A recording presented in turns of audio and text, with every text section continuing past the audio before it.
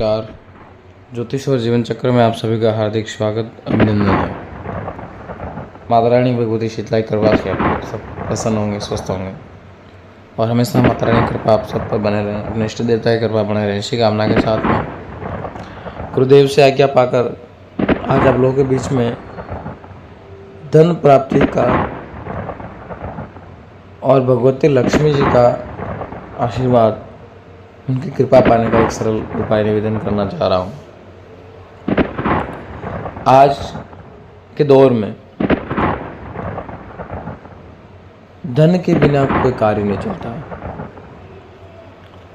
धन इतना आवश्यक हो गया है कि पहली प्राथमिकता धन है, पैसा है, संपत्ति है। अगर पैसा नहीं है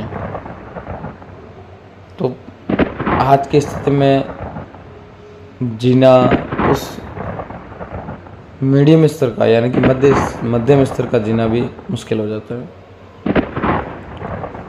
फिर प्रभु ने जन्म दिया है तो खिलाएंगे तो सही हो, लेकिन जीवन नहीं। भौतिक संसाधनों का उपयोग नहीं कर पाते हैं, सुख सुविधाओं का लाभ नहीं ले पाते हैं, अच्छी शिक्षा नहीं प्राप्त कर पाते हैं। इन सारी चीज़ों में रुकावट आ जाती है और व्यक्ति की आर्थिक स्थिति देखकर कमज़ोर हो जाती है, तो वो थोड़ा मानसिक रूप से थोड़ा डिस्टर्ब हो जाता है, यानी मानसिक समस्याओं से जूझने लग जाता है। आज कोई भी वस्तु सरल प्राप्त हो, सस्ती प्राप्त हो, ऐसा समय रहा नहीं। आप मार्केट में निकलेंगे, 1000, 2000, 5000 रुपये लेके निकलेंगे, शाम को कुछ भी नहीं खरीदेंगे तो 5000 रुपये खरीदेंगे।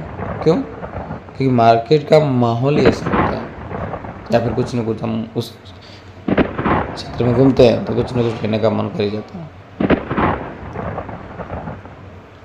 और आजकल का दौर है जो धन कमाने के चक्कर में ही दौड़ रहा है, धन कमाने के पीछे लोग पड़े हुए हैं। धन है, धन वाला है, पैसे वाला है, उसकी वैल्यू है, बाकी आम जन का बहुत कोई वैल्यू नहीं।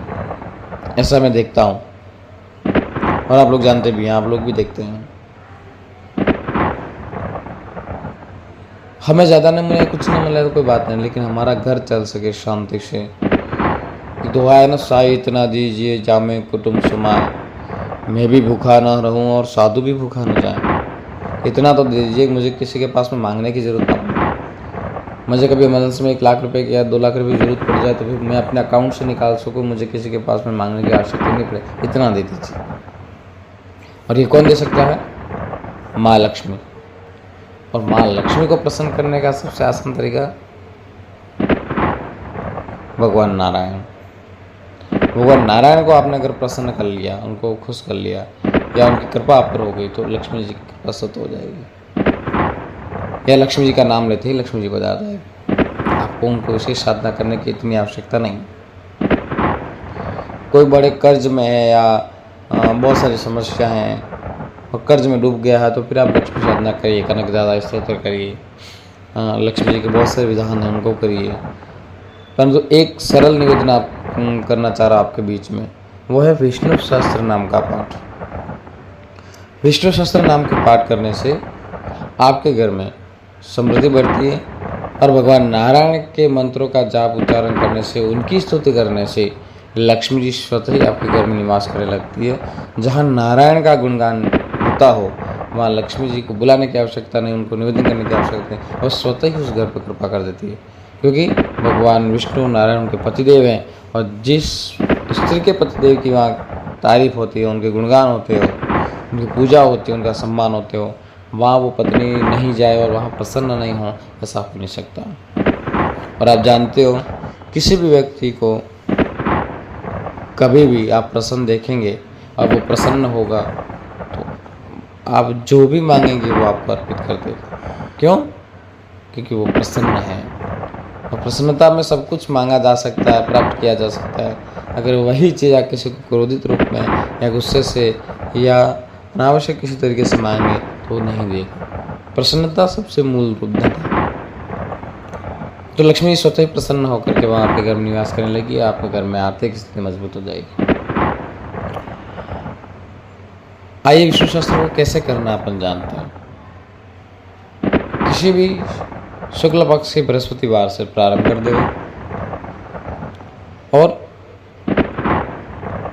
1 वर्ष तक लगातार इस पाठ को करें और 1 वर्ष होने के बाद में पुनः वो दिन मिलता है, उस दिन दस्तांश हवन करें और मिठाई बनाएं पीले रंग की, और मिठाई से बच्चों को, बटुक को या किसी जो भी आपका मन करे उन लोगों को प्रसाद के रूप में खिलाएं। आप भोजन करें, प्रसादी करें, जो भी करें आपका मन करें। खिलाने में ऐसा कुछ भी नहीं, कितना भी खिला सकते हैं, किसको भी खिला सकते हैं। प्रतिदिन प्रातःकाल उठ करके सूर्योदय से पूर्व बहुत अच्छा है, और सूर्योदय के बाद करते हैं तो कम अच्छा है। बहुत अच्छा चाहते हैं तो सूर्योदय से पूर्व उठ करके नहा धो के नित्य कर्म से निवृत्त होकर के पवित्र बन के पीले वस्त्र धारण करके या बिल्कुल सफ़ेद वस्त्र धारण करके भगवान नारायण की कोई तस्वीर हो, विष्णु जी के हों, ठाकुर जी को शालिग्राम हो उनके सामने, या फिर सत्यनारायण की तस्वीर हो, उस तस्वीर के सामने बैठ करके पहले आसन पर तस्वीर बिछा देवे और भगवान सत्यनारायण की तस्वीर रखें, और तस्वीर रखने के बाद में धूप दीप नैवेद्य करें और प्रसाद चढ़ाएं। नैवेद्य आपके पास में जो है, चाहे केले हैं, कदली फल हैं, जैसे ये कमल कट्टे हैं, बादाम हैं, द्राक्ष, जो भी आपके पास उपलब्ध है वो नैवेद्य चढ़ाएं प्रभु को। और केले अवश्य इसमें जोड़ें। कदली फल प्रभु को बहुत पसंद है, वो बहुत प्रिय है उनको।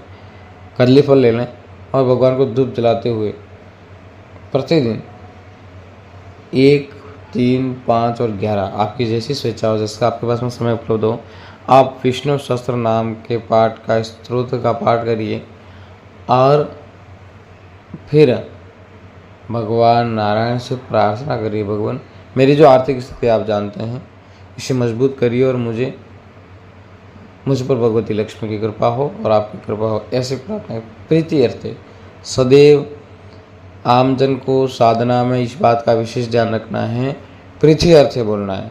प्रभु की, माँ की, लक्ष्मी जी की, सरस्वती की प्रीति प्राप्त करनी है। और जिस व्यक्ति की प्रीति प्राप्त होती है, हमारी की आम जीवन में भी किसी की व्यक्ति की संगति, प्रीति प्राप्त होती है, उनकी कृपा प्राप्त होती है, तो उस संगति का, उस प्रीति का असर हमारे अंदर आता ही है, या हमारे ऊपर उसका प्रभाव होता है। तब भगवान नारायण की प्रीति हमें प्राप्त होगी, यानी कि भगवान नारायण की मित्रता, उनके आशीर्वाद, उनकी कृपा हमें प्राप्त होगी, तो दूसरा काम स्वतः हो जाएगा। फिर हमें क्या चाहिए, हमें किस वस्तु की आवश्यकता है वो उनको पता है, उनको कहने की आवश्यकता नहीं है। लेकिन फिर भी एक छोटी सी प्रार्थना कर देनी है, प्रभु आपकी मेरी स्थिति ऐसी है, मैं निर्धनता से घूम रहा, मैं परेशान हूँ, या आर्थिक स्थिति कमज़ोर है, या मैं कर्ज में डूब रहा हूँ, तो भगवान मेरा मार्गदर्शन करिए। और आपकी प्रीति प्राप्त करने के लिए मैं ये विष्णु सहस्त्र नाम का पाठ प्रारंभ कर रहा हूँ, ऐसी प्रार्थना करके। और आप आगे विनियोग दिया हुआ विनियोग पढ़िए, फिर ध्यान करिए, फिर पाठ करिए और प्रसन्नचित्त रहिए। इसमें 1 वर्ष तक ब्रह्मचर्य का पालन करने की आवश्यकता नहीं है, लेकिन बुधवार को आप छोड़ दें और बाकी सब विवाह वाले जो व्यक्ति हैं वो ब्रह्मचर्य का पालन नहीं करे, चल जाए। बाकी जो लोग हैं फालतू के जो कर्मा हैं उनके, वो कर्म नहीं करें। घर पे एक पत्नी है, उसके साथ में प्रेम संबंध है, अपने जीवन जी रहे हैं, गृहस्थ जीवन, तो उसमें कोई रोक टोक नहीं है। लेकिन आप न जाने क्या कैसे कर रहे, मैं बोलना नहीं चाह रहा, आप समझ जाएंगे, तो उससे आप बच के रहें। और फिर प्रभु की कृपा देखिए, आपको 1 वर्ष तक, इतने तक आपकी स्थिति मजबूत हो जाएगी पहले से, और आपके सारे काम बनने लगेंगे, आपको रास्ता मिलने लगेगा। इस विधान से आप विष्णु सहस्त्र के नाम का पाठ करिए, आपको सफलता अवश्य मिलेगी। भगवान नारायण की कृपा आप पे अवश्य होगी और माँ लक्ष्मी स्वतः आप पर कृपा कर देगी। एक बात विशेष ध्यान रखें कि आप जब पूजा कर रहे हैं, उसके जब तक आप विष्णु सहस्त्र का पाठ समाप्त नहीं हो, तब तक आपको दीपक जलाए रखना है और एक समय ही पाठ करना है। ये सुबह करें, सुबह करिए, बहुत अच्छा है। फिर सुबह का समय नहीं मिलता, शाम को करिए, लेकिन एक समय रखिए, एक ही समय होना चाहिए, मुझे एक समय पाठ करना है। एक बार दोपहर को कर दे, एक बार सुबह का दे, एक बार शाम को दे, ऐसा नहीं करें। माँ लक्ष्मी आप सब पर कृपा करें, भगवान नारायण की प्रीति आपको प्राप्त हो माता रानी आप सब की मनोकामना पूर्ण करें, इसी कामना के साथ में धन्यवाद।